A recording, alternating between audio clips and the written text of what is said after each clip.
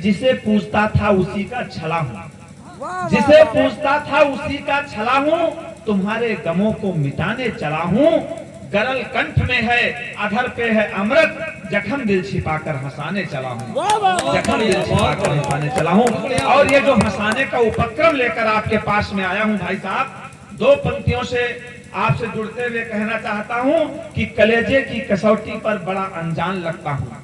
दादा तेरा दादा से बात, कलेजे की कसौटी पर बड़ा अनजान लगता हूँ, जमाने की वसीयत में बड़ा गुमनाम लगता हूँ, जमाने की वसीयत में बड़ा गुमनाम लगता हूँ, कलेजे की कसौटी पर बड़ा अनजान लगता हूँ।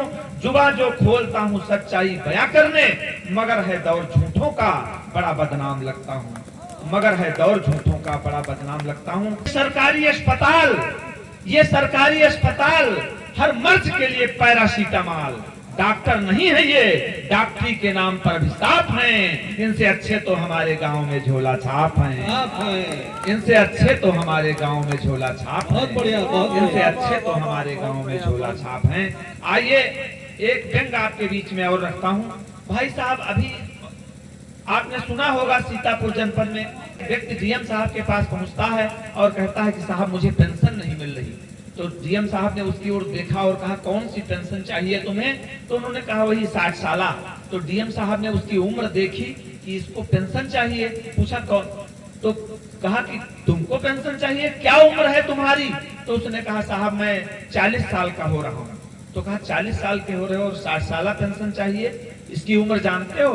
कहा साहब वो सब जानते हैं, लेकिन हमारे छोटे वाले भाई को 4 साल पहले से मिल रही है। तो यहाँ से शुरू करता हूँ। हाथों में चूड़ियां, हाथों में चूड़ियां, पैरों में बिछिया, मांग पे सिंदूर, पे लाली, होठों पे लाली, सुहाग की डाली लेकर एक सधमा विधवा पेंशन का फॉर्म भरती है। अधिकारी डांटते हुए बोला, अरे सधमा होकर भी विधवा होने का दावा करती है, जिंदगी में पति को छोड़कर पैसे से प्यार करती है। वो बोली साहब बात ऐसी नहीं है, आज के 20 साल पहले मेरे बेटे ने एक नौकरी के लिए फॉर्म डाला था, कल जब ओवर एज हो गया है तो उसका कॉल लेटर आ गया है। तब से मैंने इस भारतीय लोकतंत्र व्यवस्था को समझा है, इस पहेली को भली भांति बूझा है, इसके साथ चल रही हूँ, आज आवेदन कर रही हूँ, जब तक नाम आएगा विधवा हो जाऊंगी, पेंशन का लाभ पा जाऊंगी, पेंशन का लाभ पा जाऊंगी। आइए एक छोटी सी रचना बाबा शीर्षक से आपके बीच में वाचन करना चाहता हूँ। हमारे देश के कुछ प्रतिष्ठित बाबाओं के नाम आपने सुना अखबारों में तमाम तरह से, वहीं से शुरू करता हूँ कि मेरे गांव में एक संत जी आए, मेरे गांव में एक संत जी आए, अपनी धुनी रमाए, गांव के सुधार हेतु सत्संग सुनाने लगे। गांव वाले रोज रोज बाबा के पास जाने लगे। मेरी पड़ोसिन बुधिया बाबा के पास गई और बोली, व्यथा में अपनी जुबान खोली, बाबा जी मेरा पति शराबी है, जुआरी है, कहना नहीं मानता है, कभी मेरे भी घर आइए, मुझे भी सत्संग सुनाइए, उसे भी सत्संग सुनाइए। बुधिया के आग्रह पर बाबा जी बुधिया के घर जाने लगे, रोज रोज सत्संग सुनाने लगे। सत्संग सुनाते सुनाते सत्संग सुनाने के अभ्यस्त हो गए। उस रामलाल का कोई सुधार तो नहीं हुआ, पर रामलाल के 3 बच्चे और हुए। उस रामलाल का कोई सुधार तो नहीं हुआ, पर रामलाल के 3 बच्चे और हुए। बाबा जी गृहस्थ हो गए, बाबा जी गृहस्थ हो गए। बैठे हैं ये सब, आप इस माटी से जुड़े हुए हैं। इस माटी के एक लाल घीरा के डॉक्टर श्री सिद्धार्थ जी थे। वो कहा करते थे कि रचना सबसे बेहतरीन वो होती है जो संदेश समाज को देती है। उस लिहाज से बेटी रचना आपसे बहुत बढ़िया, सुनाइए। तो मैं चाहता हूं कि देखिए हास्यमय तमाम मंचों पर हम पढ़ते रहते हैं, तमाम रचनाएं होती रहती हैं, लेकिन मैं चाहता हूं कि आज एक रचना, क्योंकि अब आप लोग बैठे हैं और ऐसे माहौल में बैठे हैं, ऐसे लोग बैठे हैं जो जिनके मन, किसी को मन की आवाज सुनाई देती है, किसी को धन की आवाज सुनाई देती है। 2 दोस्त रास्ते से जा रहे थे, एक दोस्त ने दूसरे से कहा रुकिए मुझे कुछ आवाज सुनाई दे रही है। तो वो रुका, कहा कोई हमको तो कोई आवाज, दूसरे ने कहा हमको तो कोई आवाज सुनाई नहीं दे रही है। वो रुका, एक 10 का सिक्का पड़ा था, देखो कहा देखो एक खन्न की आवाज इसकी सुनाई दी थी, उसने उठाया और रख लिया। थोड़ी दूर चलने के बाद दूसरा वाला दोस्त कहा रुको अब मुझे भी कोई आवाज सुनाई दे रही है। तो वो दूसरा वाला बोला, जो पहले रुका था उसने कहा मुझे नहीं सुनाई दे रही है। कहा रुकिए, वो गया, एक तितली एक कांटे के झुंड में फंसी थी। वो दूसरा वाला दोस्त जाता है, उसको कांटों से निकालता है, उसे आजाद कर देता है।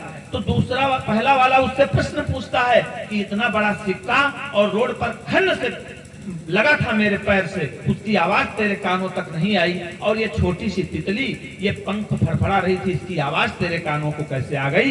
तो उसका जवाब भाई साहब जो होता है, उसने कहा कि किसी को धन की आवाज सुनाई देती है, किसी को मन की आवाज सुनाई देती है। अगर आप मन की आवाज सुनने वाले लोग हैं तो मेरा यहाँ आना सार्थक हो जाएगा। ये धरती, इसे प्रणाम करने के लिए, इसकी मिट्टी अपने मस्तक पे लगाने के लिए मैं अपने को धन्य मानूंगा।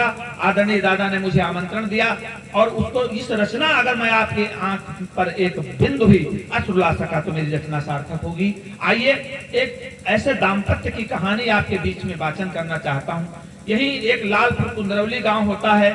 ये नदी के तट पे, सराय नदी के पास लालपुर कुंदरौली गांव है।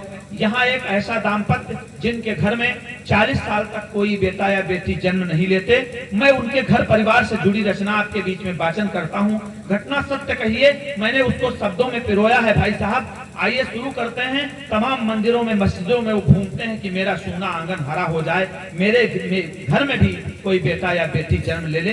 खैर 45 साल की अवस्था में उनके घर में एक छोटी सी बिटिया, एक नन्ही परी अवतरित होती है। वो सब दान बहुभांत करन, बचपन की दतिया देखे बच प्रसाद विनय बहु ध्यान धरन। तब हमारे घर अवतार ले एक सुंदर सी ज्ञानी बिटिया, मन झूम उठा भय खुशी बहुत, जैसे मिल गए पारस पटिया। ग्वाला दागन नाचन गायन, लड़का लड़की का भेद भूल, बाकल द्वारे तक घूमे बचपन लौटा बन मधुर फूल। मेहंदी रोली कुमकुम घर में, आंगन फिर बड़ा सुहाना भा, देवी बिटिया खिल खिलाएं, खुशियां बरसें गम जाना भा। हो थका कतौ मांदा शरीर, वो थका कतौ मांदा शरीर, तो तुलाय के आता फरती थी, बिटिया हमारी दुर्राय जब नव दुर्गा मनो विचरती थी। हमारी आँखिन की आश वह है, घर में हमरे उजियारा भय, वह जीवन सुख धन दौलत भय, पंचौथे के आर सहारा भय। बिटिया हमारे भय तनिक बड़ी स्कूल मनाव लिखाए देहन, मेहनत मजदूरी कर्ज पात बिटिया का खूब पढ़ाए देहन। वह होनहार खूब तेज पढ़े, कक्षा में फर्स्ट सदा आवे, करे कतनो प्रश्न कठिन कोई उत्तर हुईते फौरन पावे। मनहे मनमा हम खूब सोची, मनहे मनमा हम खूब सोची, अधिकारी बन या नाम करी, अब ही जामा गारद हुईगा आखिर में सुख संपत्ति भरी। सब शिक्षा दीक्षा पूरी के दुनिया की रीत निभायन जब, सब भेद मिला लड़का बिटिया का ब्याह रचायन जब। रुआब देख गम बहुत सहन, दिल टुकड़ा दय पूजा की हन। जुवस पालन हम बड़ा कहन होइगा, परार मम पूछ चला, लड़का बिटिया में भेद यह दिन जीवन में बहुत खला। ससुरे में बिटिया सुखी रहें, जैसे हम घर में राखे हन, इज्जत सम्मान मिले यही का प्रभु से बिनती बर मांगे हन।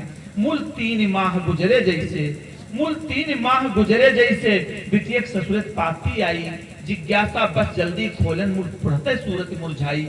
चिट्ठी में आंसू भरे रहें, चिट्ठी में आंसू भरे रहे, ससुरे में खूब शताइन है, वॉशिंग मशीन फ्रिज कूलर और टीवी की कमी बताइन है। बापू तुम जल्दी आ जाओ, 2 दिन की मोहलत है हमका, बापू तुम जल्दी आ जाओ, 2 दिन की मोहलत है हमका, जो देर के हो या को दिन की तो बिटिया ना मिली है तुमका।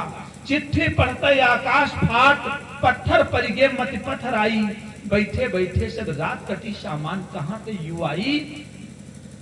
बैठे बैठे सब रात कटी सामान कहाँ ते यू आई, घर खेत पात गिरही धर के पत्नी के गहना बेच रहन। कोई चिट्ठी में जितना लिखा रहा है सगरा सामान खरीद लेहन।